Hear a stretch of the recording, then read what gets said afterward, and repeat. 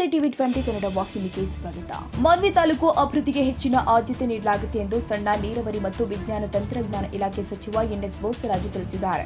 ರಾಯಚೂರು ಜಿಲ್ಲೆಯ ಮಾನ್ವಿ ಪಟ್ಟಣದ ಪ್ರವಾಸಿ ಮಂದಿರದಲ್ಲಿ ಸುದ್ದಿಗೋಷ್ಠಿಯಲ್ಲಿ ಮಾತನಾಡಿ, ಮಾನ್ವಿ ತಾಲೂಕಲ್ಲಿ ಮಿನಿ ವಿಧಾನಸೌಧ ನಿರ್ಮಾಣ ವಿಚಾರ ಇನ್ನೇನು ಕೆಲವೇ ದಿನದ ಒಳಗಾಗಿ ಕಾಮಗಾರಿ ಪ್ರಾರಂಭವಾಗಲಿದೆ ಎಂದಿದ್ದಾರೆ. ಸಚಿವ ಎನ್ಎಸ್ ಬೋಸರಾಜು ಅವರನ್ನ ಪತ್ರಕರ್ತರು ಪ್ರಶ್ನಿಸಿ, ಮಾನ್ವಿ ತಾಲೂಕಲ್ಲಿ ಸರ್ಕಾರಿ ವಸತಿ ನಿಲಯಗಳು ಬಾಡಿಗೆ ಕಟ್ಟಡದಲ್ಲಿ ನಡೀತಾ ಇದ್ದು ಸರ್ಕಾರಕ್ಕೆ ಲಕ್ಷಾಂತರ ನಷ್ಟವಾಗ್ತಾ ಇದೆ ಎಂದಾಗ ಸರ್ಕಾರ ನಿರ್ಮಾಣ ಮಾಡುವ ಕೆಲಸ ಮಾಡುತ್ತೆ ಎಂದು ಪತ್ರಕರ್ತರಿಗೆ ಉತ್ತರ ಕೊಟ್ಟಿದ್ದಾರೆ. 1,75,00,000 ಡಾಕ್ಯುಮೆಂಟ್ಸ್ ಕೊಟ್ಟಿದೆ ಸರ್. ಇದರಲ್ಲಿ ಬರೀ 1 ಲಕ್ಷ ಮಾತ್ರ ಬ್ರಿಡ್ಜ್ ಕೇಳ್ತಾ ಇದ್ದಾರೆ. ಹೋದಾಗ ಲಾಸ್ಟ್ ಟೈಮ್ ಸ್ಕೂಲ್ ದಿನ ಇದು ಮಾಡ್ಲಿಕ್ಕೆ ಹೋದಾಗ ಬ್ರಿಡ್ಜ್ ದಾಟಿಸ್ಕೊಳ್ಳಿ 2 ಬ್ರಿಡ್ಜ್ ಇದರಲ್ಲಿ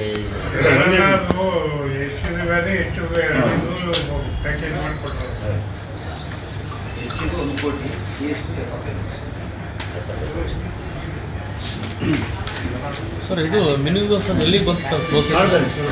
ಅದು ಮಾಡಲ್ ಚೇಂಜ್ ಮಾಡಿ ಅವರು ಲೇಟ್ ಮಾಡಿದ್ರು. ಏನಂದರೆ ಇಡೀ ರಾಜ್ಯಕ್ಕೆ ಒಂದೇ ಮಾಡಲ್ ಮಾಡಿದ್ರು. ತಾಲೂಕಾ ಮಟ್ಟದಲ್ಲಿ, ಜಿಲ್ಲಾ ಮಟ್ಟದಲ್ಲಿ, ಪ್ರಜಾಸೌಧ ಮತ್ತು ಇದರಲ್ಲಿ. ಹಾಗಾಗಿ ಅವರು ಸ್ವಲ್ಪ ರೆವಿನ್ಯೂ ಡಿಪಾರ್ಟ್ಮೆಂಟ್ 1 ವರ್ಷ ಆಯ್ತು ಈಗೆಲ್ಲ ಮಾಡಿ, ಈಗೆಲ್ಲ ಕೊಟ್ಬಿಟ್ಟು ಬಂದದ. ಈಗ ಸ್ಟಾರ್ಟ್ ಮಾಡ್ತಾರೆ. ಈಗ ಹೇಳಿದ್ವಿ ಯಾವಾಗ ಮಾಡ್ತಾರೆ ಇದು ಮಿನಿ ವಿಧಾನಸೌಧ. ನಾವು ಫೌಂಡೇಶನ್ಗೆ ಆಗಿಲ್ಲ, ನಾವು ಒಂದು ಕಾಯಿ ಸ್ಟಾರ್ಟ್ ಮಾಡಿಸ್ಬಿಡ್ತೀವಿ. ನಾಳೆ ಮತ್ತೆ ನೆಕ್ಸ್ಟ್ ಮಂತ್ ಚೀಫ್ ಮಿನಿಸ್ಟರ್ ಬರ್ತಾ ಇದ್ದಾರೆ.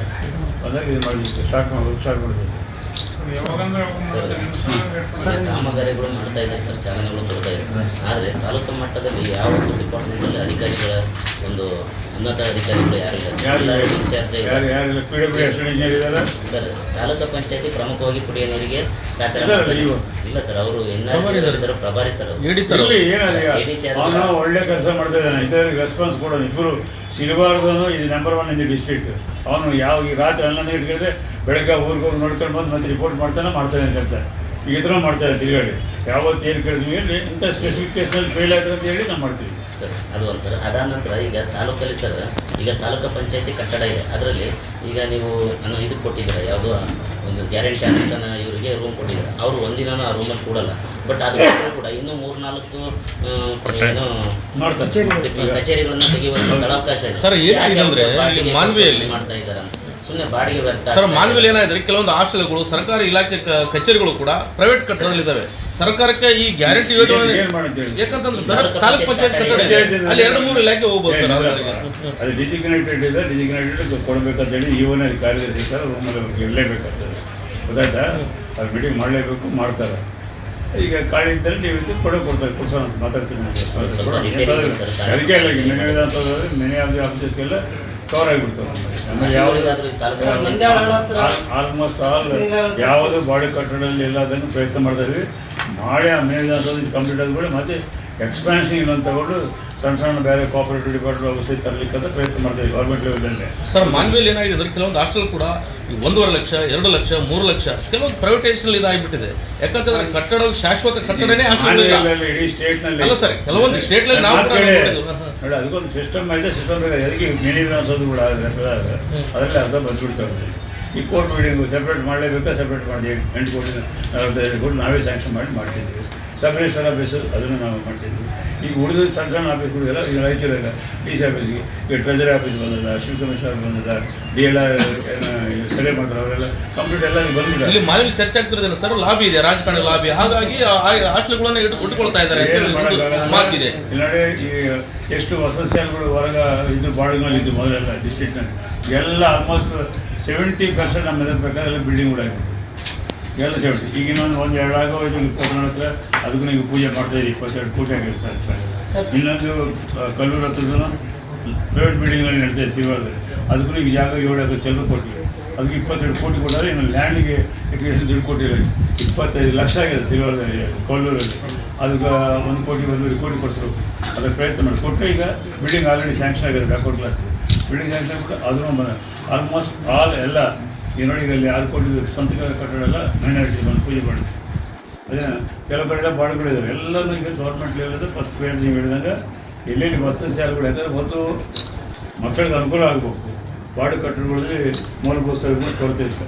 ಹಾಗಾಗಿ ಪ್ರಿಯಾರಿಟಿ ಮೇಲೆ ಆ ಬಿಲ್ಡಿಂಗ್ಗಳು ಕಟ್ಟಲಿಕ್ಕೆ ಅದು ಮೈನಾರಿಟಿಯಲ್ಲಿ SC TSPದಲ್ಲಿ ಬ್ಯಾಕ್ವರ್ಡ್ ಕ್ಲಾಸ್ ಎಲ್ಲ ಹಾಸ್ಟೆಲ್ಗಳಿಗೆ ಪ್ರಯಾರಿಟಿ ಮೇಲೆ ಇವತ್ತು ಹೊಸ ಶಾಲೆಗಳು ಬರ್ತಾ ಇದೆ.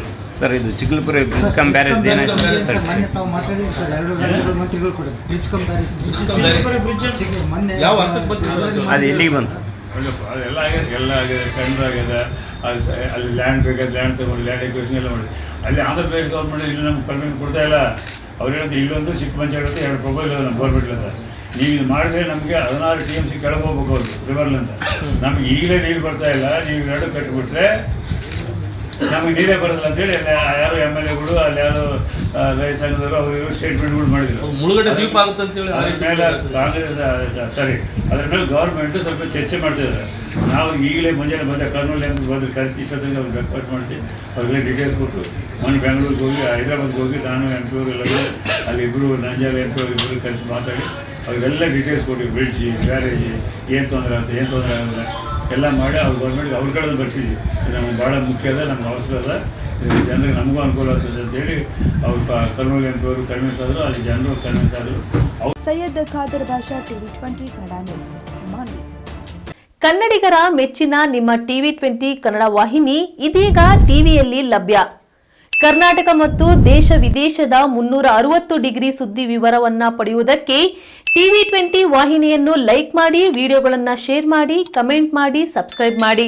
HCN ಕೇಬಲ್ 842 ನಂಬರ್ನಲ್ಲಿ ಹುಕ್ಕೇರಿ ತಾಲೂಕು ಹಾಗೂ ಸಂಕೇಶ್ವರದ ಸುತ್ತಮುತ್ತಲಿನ ಹಳ್ಳಿಗಳಲ್ಲಿ ಲಭ್ಯ. PCN ಕೇಬಲ್ 129 ನಂಬರ್ನಲ್ಲಿ ಹಾರುಗೆರೆ ಸುತ್ತಮುತ್ತಲಿನ ಹಳ್ಳಿಗಳಲ್ಲಿ ಲಭ್ಯ. ರಾಯಬಾಗ್ ಡಿಜಿಟಲ್ ಚಾನೆಲ್ ಕೇಬಲ್ 80ನೇ ನಂಬರ್ನಲ್ಲಿ ರಾಯಬಾಗ ತಾಲೂಕಿನ ಸುತ್ತಮುತ್ತಲಿನ ಹಳ್ಳಿಗಳಲ್ಲಿ ಲಭ್ಯ. UDCN ಕೇಬಲ್ ನೆಟ್ವರ್ಕ್ ಉಗಾರ ಸುತ್ತಮುತ್ತಲಿನ ಹಳ್ಳಿಗಳಲ್ಲಿ ನಿಮ್ಮ TV20 ಕನ್ನಡ ವಾಹಿನಿಯೂ ಲಭ್ಯ.